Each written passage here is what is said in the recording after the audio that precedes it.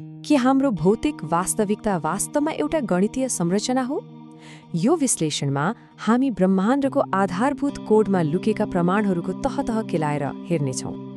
हाम्रो अनुसन्धानको पहिलो चरण हो अवलोकन। हामी ब्रह्माण्डमा बारम्बार देखिने ढाँचाहरूबाट सुरु गर्छौँ। सायद यही नै हाम्रो पहिलो सङ्केत हो। खण्ड 1 एक विश्वव्यापी ढाँचा।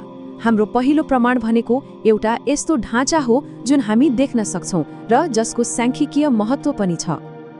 अवलोकन यस्तो छ, एकदमै सूक्ष्म जैविक संरचनादेखि लिएर विशाल आकाशगङ्गासम्म एउटा साझा गणितीय छाप बारम्बार देखिन्छ।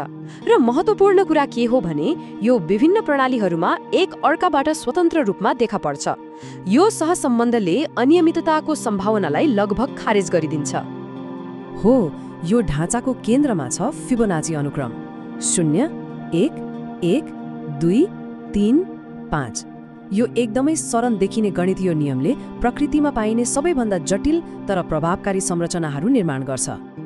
जब यो अनुक्रमको लगातार संख्याहरूलाई एक अर्काले भाग गरिन्छ, अनुपात एउटा निश्चित संख्यातिर केन्द्रित हुन्छ, 1.618। यसलाई फाइ वा स्वर्ण अनुपात भनिन्छ। यो संख्या हाम्रो विश्लेषणको लागि एकदमै महत्त्वपूर्ण छ। यो अनुपातको प्रभाव जताततै देखिन्छ। आकाशगङ्गाको विशाल संरचनादेखि लिएर हाम्रो आफ्नै शरीरको जैविक बनावटसम्म। यसको उपस्थितिले के सङ्केत गर्छ भने फरक फरक देखिने प्रणालीहरू पनि एउटै आधारभूत गणितीय नियममा चलिरहेका छन्, सायद अधिकतम दक्षताको लागि।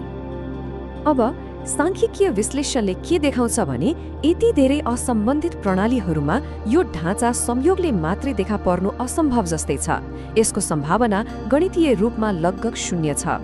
र यही तथ्याङ्कले एउटा गम्भीर प्रश्न खडा गर्छ। त्यसो भए के यो केवल एक अनौठो सांख्यिकीय संयोग मात्रै हो, वा यो वास्तविकताको सञ्चालन प्रणाली बुझाउने कुनै आधारभूत नियमको प्रमाण हो? यही प्रश्नले हामीलाई विश्लेषणको अर्को चरणमा लैजान्छ।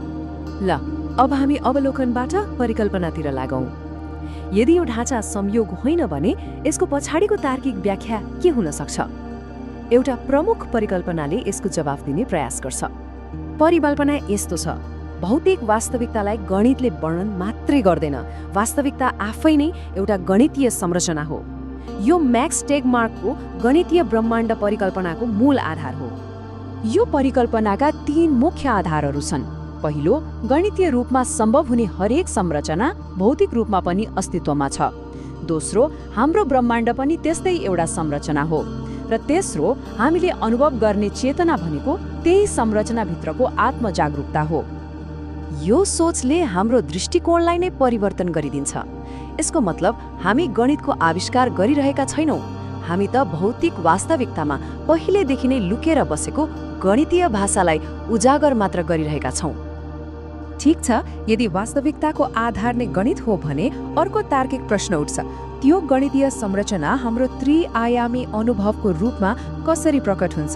यसलाई कार्यान्वयन गर्ने संयन्त्र वा मेकानिजम के हो? यो प्रश्नको एउटा सम्भावित उत्तर होलोग्राफिक सिद्धान्तले दिन सक्छ। यो सिद्धान्तले वास्तविकतालाई सूचनाको दृष्टिकोणबाट विश्लेषण गर्छ। यो सिद्धान्तको मूल मान्यता के हो भने ब्रह्माण्डको सबैभन्दा आधारभूत एकाइ पदार्थ वा ऊर्जा होइन, बरु त्यो सूचना हो, डेटाको ससाना बेट्स। हामीले अनुभव गर्ने हरेक कुरा त्यही सूचनाको अभिव्यक्ति हो। यसलाई बुझ्नको लागि होलोग्रामको उदाहरण सबैभन्दा सजिलो हुन्छ।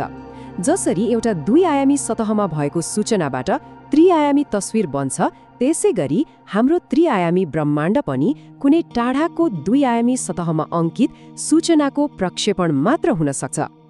यो प्रक्रियालाई 3 चरणमा सोच्न सकिन्छ।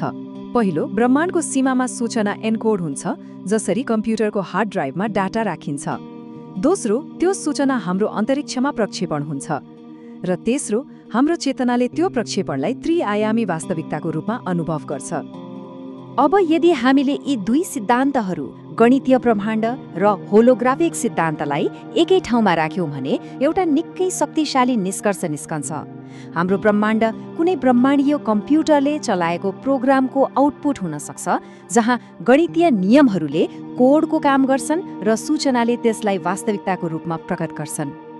हामीले अवलोकन, परिकल्पना र सम्भावित संयन्त्रको विश्लेषण गर्यौं। अब यी सबै प्रमाणहरूलाई एकै ठाउँमा राखेर अन्तिम प्रश्नको सामना गर्ने समय आएको छ। छोटकरीमा भन्नुपर्दा हामीले प्रकृतिमा एउटा कोड भेटायौं। त्यस कोडले वास्तविकता नै एक गणितीय संरचना हो भन्ने परिकल्पनालाई बल दियो र होलोग्राफिक सिद्धान्तले त्यो संरचना हाम्रो अनुभव